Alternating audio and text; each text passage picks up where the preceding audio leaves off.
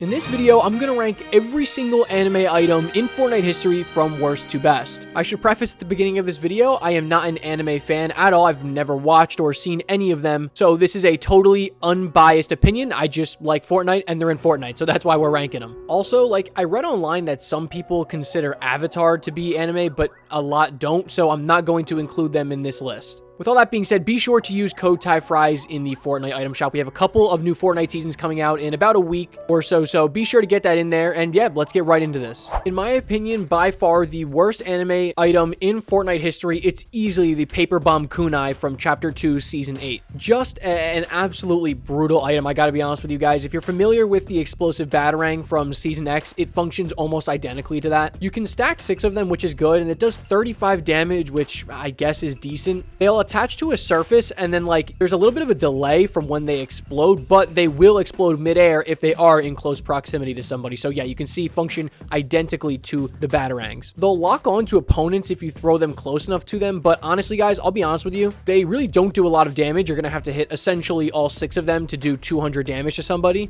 and they're not really good at breaking structures because there's a long delay before they actually explode. So yeah, in my opinion, there is no doubt this is the worst anime item on this list, and I'm pretty sure it ranked pretty poorly on my every mythic list as well. At the number 8 spot is going to be Thunder Spears from Chapter 4 Season 2. So yeah, I think we can all agree that the Thunder Spears got mega kind of slid under the rug because everybody was so concerned with the ODM gear. Everybody loved ODM gear, but Thunder Spears really didn't get any love. At launch, they were actually horrible. They only did 70 damage, and so you couldn't even one-shot somebody who had no shield, but then they ended up buffing the damage from 70 to 100, and that made it marginally better. This item is legitimately only good paired with something else, specifically like the ODM gear, because if you go to try and use the Thunder Spears when you're at the same level as somebody, not when you're above them, good luck. It's almost impossible to use. I felt like the projectile traveled very slow, and in a season like Chapter 4 Season 2, where there was absolutely loaded loot, right? We're talking legendary slurp juice, kinetic blade, ODM gear, Spider-Man verse web shooters,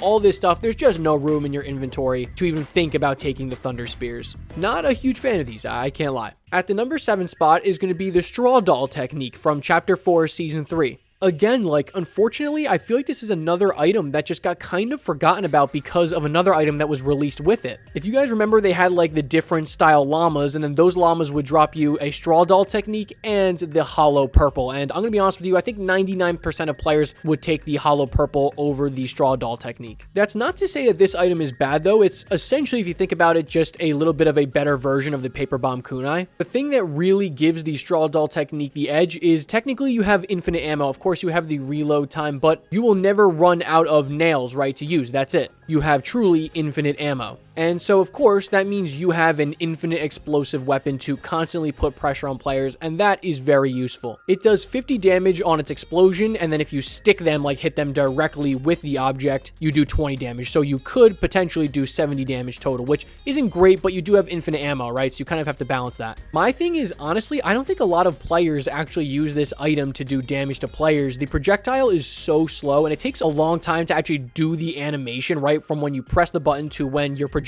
goes towards them takes a long time. And against any player who has somewhat decent movement, this item is going to be essentially useless to try and do damage to them. You're basically just going to use it when they're boxed up to try and leak one of those nails into their box. It's a decent item, but man, this is an absolutely loaded lineup of items, and so it just kind of falls towards the bottom here. At the number 6 spot is going to be Todoroki's Ice Wall. This was, to be honest with you, probably the hardest item on this entire list for me to rank, and I'll explain why. I do not play zero build for the most part, right? So I actually never used this item in zero build. For me, it was only in build. And as you guys know, all this item does is just place a wall in front of you, right? So in build mode, it's kind of useless, right? Why would I ever want to use this item? I could just build 3 walls and it does the same thing. With that being said, this item's value in zero build is incredible. And honestly, if this list was based off of zero build only, this probably could be the number 1 spot. I really don't have much else to say, right? It literally just places a wall in front of you of cover. So in build mode, not great.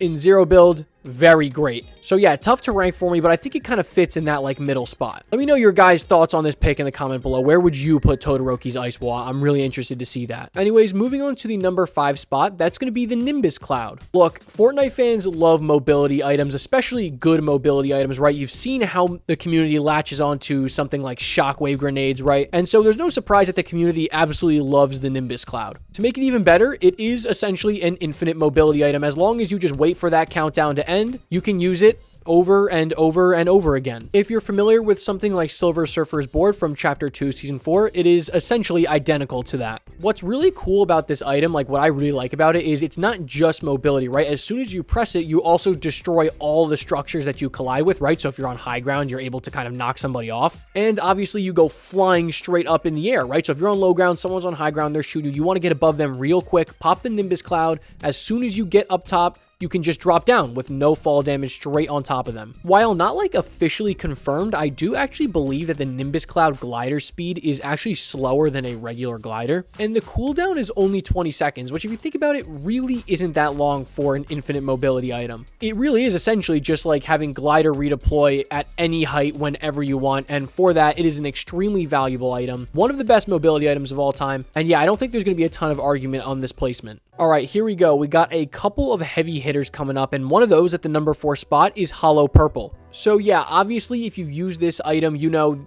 this is one of those items that is meant to be absolutely broken. It's not meant to be balanced. It is literally designed to be the strongest item in the game. It's so cool. Like when you use it, you create like these two spheres. They merge together. The screen gets all dark. You do have that charge time for a couple seconds, which does leave you vulnerable. But if you don't get killed doing that, you launch like this crazy, like fast moving sphere that just destroys everything it touches. It pierces through, destroys any object. It's unbelievable. Obviously, I mentioned this earlier, but this item came out in Chapter 4, Season 3, and it was honestly so crazy because everyone was opening Cursed Llamas, so it almost felt like everybody had Hollow Purple. It was everywhere. Obviously, you have the two major downsides, right? Which are you only get 3 charges, you have a 20-second cooldown between each use, and you are left incredibly vulnerable when you are charging this thing up. Now, luckily in Chapter 4, Season 3, to my memory, there weren't any snipers, so you were going to be safe for the most part. But the way the damage works on this item is really weird. It does 100 on impact, and then it'll do like 10 continual damage every time it like kind of connected or like zapped the players. And to me, those damage numbers are just a little bit weak when you compare them to the 2 other blatantly overpowered anime mythics that I'm going to talk about coming up down the list. Regardless, this item is blatantly overpowered, and it should be. It was meant to be. I loved Hollow Purple, and I'm sure a lot of you guys did as well. Anyways, moving on to our number 3 spot, that's going to be Kamehameha. Look, roast me in the comments section below. I'm pretty sure I absolutely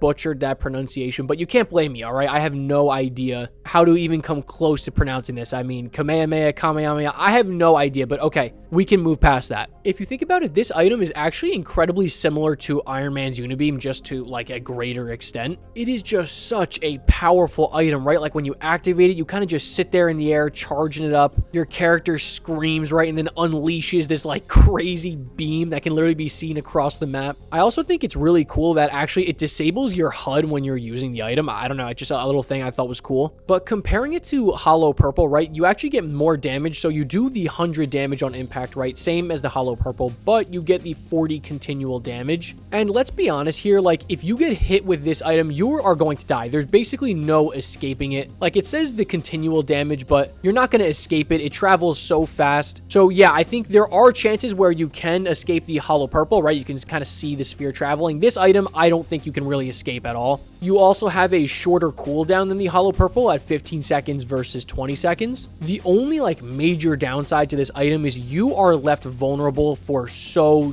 long. I mean, the item is so loud. You can get third-partied from 100, 200 meters away. You're just sitting there like a duck in the air for seconds on seconds on seconds. With that being said, like the absolute fear this item instills in you when you hear that scream and you see it charged up right at you, it's like there's no other feeling in Fortnite like that, which is kind of crazy. At the number 2 spot is going to be Deku Smash, and it's actually crazy to me that this was even in the game game. It is so blatantly strong and overpowered, so much stronger than the Hollow Purple or the Kamehameha. And guys, just listen to these damage numbers, right? So if you are in a box with somebody, they are instantly dead to the Deku Smash. You honestly don't even have to be aiming it at them. Just press this item. They are going to instantly die. You'll do 150 damage right away, and then you will get the 100 damage for the Aftershock Vortex. Even if you are far away, you will do that 100 damage, and then if you keep that target on them, you will do the other 100 for the Aftershock Vortex. So there is a good chance that it is almost an instant death when you use the Deku Smash against somebody. It also does literally infinite structure damage. I'm serious. Like, I went on the Fortnite wiki, looked up Deku Smash, and it literally just says infinite next to structure damage, which is unbelievable. I've seen clips where people will literally wipe out the entire Citadel in literally one use of the Deku Smash. Honestly, I think there's a lot of people watching this video who are going to be surprised it's not at the #1 spot. Honestly, that's mainly just because, again, you do leave yourself super vulnerable when you are up there in the air making all that noise, you're screaming. Everybody in the game can hear it, and so it does leave you really able to be killed pretty easily. Again, though, just a super fun item to use, absolutely destructive in literally every way possible, and absolutely deserving of the #2 spot on this list. I do believe it is better than the 2 other mythics behind it. But at my #1 spot on this list, guys, it should be no surprise, it is the ODM gear. I mean, I literally talk about this item more than I talk about these Spider-Man web shooters, and that's saying a lot because I feel like in every single video, I'm just absolutely glazing the ODM gear. There is no doubt about it. I think if you ask the community their top 10 favorite items in Fortnite history, I would say the ODM gear would have to be on there for a ton of people, including myself. Just the mobility you get from this item is absolutely unbeatable. It can literally not be matched by anything else other than the Spider-Man web shooters. I really don't have anything else to say. I think the gameplay is going to speak for itself. If you watched any of my videos, which I know a lot of you guys are returning viewers, so thanks so much for watching like always. You've heard me just glaze this item over and over again, so I won't do any more of that, but obviously the ODM gear had to be the #1 spot. I think a lot of you guys in the comment section are going to agree with me on this one. And yeah, I mean, please bring back the ODM gear. I don't think we'll ever get it, but please, Epic Games, bring it back. I mean, they literally just announced they're bringing double pump back. If they can bring double pump back, you can bring back ODM gear. So yeah, guys, that is going to be my list for every single anime item in Fortnite history. If you guys would like to see more ranking videos, be sure to leave this video a like so I know you guys are liking this style of content, and drop some video suggestions down there in the comment section below. I read legitimately every single comment. Obviously, I can't get to everyone, but I promise you I do read every single one. Thank you for your constant support, and yeah, I'll catch you guys in the next one. Peace.